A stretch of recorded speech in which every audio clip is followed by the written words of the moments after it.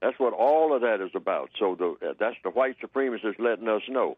I don't care, O.J. Simpson, who are you? You're nobody without me. Tony Dungy? Yes, I mean, right. Michael Vick, who are you? Michael Jordan, Michael Jackson. I mean, you're nothing without me.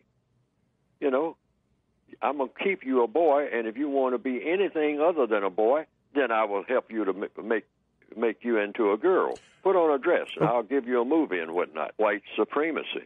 Okay. White supremacists don't do anything except something that's going to support white supremacy. Okay. Now, they go through 4 stages. The first stage is getting it established. I don't know when the first white person got the idea that, hey, we're going to have a whole world order based on color, and I'm going to be the king of that world order.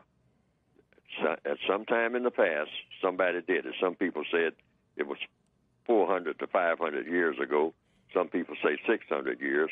Some people say 2,000 years. All right? Mm-hmm. So that's a long time when somebody thought of the idea of this thing called racism.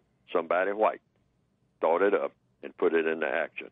And some people say it's been in action that long, 2,000 years. That's a long-running show. Yes, sir. And so just dominate and mistreat people based on color. That's all it is. Mm-hmm. Dominating and mistreating people and based on color.